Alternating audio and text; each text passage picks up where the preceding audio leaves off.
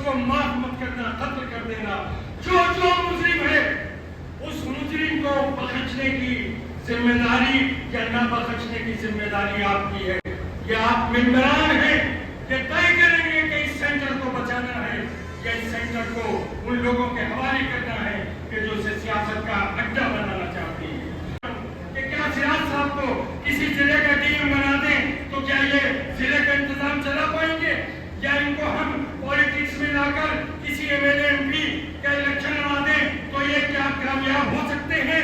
लेकिन किसी सियासतदान को लाकर इस्लामिक सेंटर का सदर बना दे तो वो किस हद तक कामयाब हो सकता है, ये सवाल आपके बीच में छोड़ कर जाए।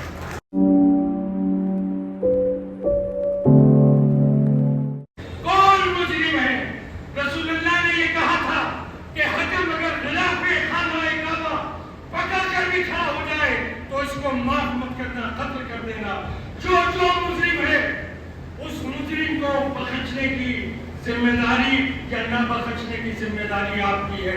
ये आप मेंबरान हैं, ये तय करेंगे कि इस सेंटर को बचाना है या इस सेंटर को उन लोगों के हवाले करना है कि जो इसे सियासत का अड्डा बनाना चाहते हैं। हर आदमी का एक प्रोफेशन होता है, हर आदमी का एक पेशा होता है, हर आदमी एक मैदान में महारत रखता है। कोई सियासत में रखता है, कोई तालीम में रखता है, कोई आकर बिजनेस में रखता है। लेकिन आप ये देखें कि जो आदमी सियासत का पेशा बनाए हुए हो, जो आदमी किसी दूसरे काम में महारत रखता हो, उसका सेंटर और उसके सेंटर के चलाने से क्या मतलब है। सेंटर को वो चला सकता है, सेंटर की तरक्की वो कर सकता है जिसे तजर्बा होगा। सियासत में वो कामयाब हो सकता है जिसे सियासत का तजर्बा होगा। एडमिनिस्ट्रेशन में वो कामयाब होगा जिसे एडमिनिस्ट्रेशन का तजर्बा होगा। मैं ये सवाल आपसे कर रहा हूँ, आपके बीच में छोड़ के जाता हूँ कि क्या सिराज साहब को किसी जिले का डीएम बना दें तो क्या ये जिले का इंतजाम चला पाएंगे, या इनको हम पॉलिटिक्स में लाकर किसी एमएलए एमपी का इलेक्शन लड़ा दें तो ये क्या कामयाब हो सकते हैं। लेकिन किसी सियासतदान को लाकर इस्लामिक सेंटर का सदर बना दे तो वो किस हद तक कामयाब हो सकता है, ये सवाल आपके बीच में छोड़ कर जाता है।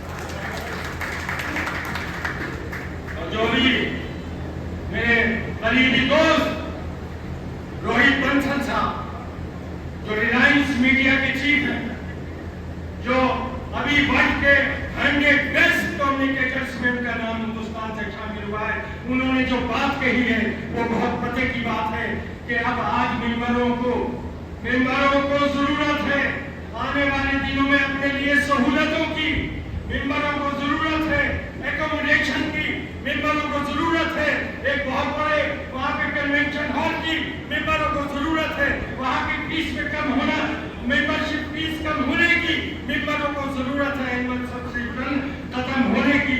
मेंबरों को क्या सहूलियात है? आज 20 साल गुजर गए, 20 साल की नस्लों के हिसाब से जो हमारे इस्लामिक सेंटर के शाहजहां ने तामीर कराया था उसने जरूरतों को पूरा किया, लेकिन आने वाले 25-50 साल की जरूरतों को इस्लामिक सेंटर की ये बिल्डिंग मुकम्मल नहीं कर पाएगी। इसके लिए एक विजन चाहिए, इसके लिए एक बड़ा डेवलपमेंट चाहिए, एक बड़ी चेंज चाहिए जो हम आने वाली नई नस्लों को तोहफे के तौर पर दे सकें।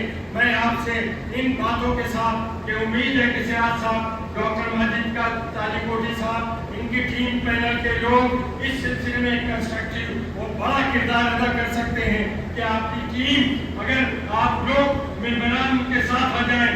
देखिए सिराज साहब का तजर्बा और डॉक्टर माजिद तालिकोटी की मेहनत ये मिल जाएंगे तो सेंटर अपने उस मकाम पर पहुंच जाएगा जिसकी दुनिया में एक बड़ी इज्जत और बड़ा बन सकता है।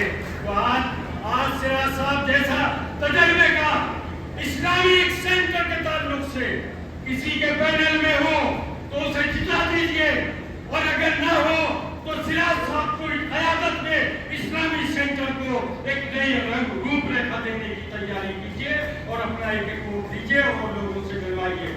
मैं इस शेर के साथ आप सबसे इजाजत चाहूँगा। इंशाअल्लाह फिर किसी दूसरी मीटिंग में आपसे गुफ्तगू होगी कि जिंदा रहना है तो मीरे कारवां बनकर रहो, जिंदा रहना है तो मीरे कारवां बनकर रहो। इस जमीन की पस्तियों में आसमां बनकर रहो, और दौरे हक हो तो नसीमे बूस्ता बनकर रहो, दौरे बातिल हो तो तेगे बेअमला बनकर रहो, और दोस्तों के पास आओ नूर फैलाते हुए, दुश्मनों की सबसे गुजरो आग बरसाते हुए। खुदा हाफिज़, सलाम अलैकुम।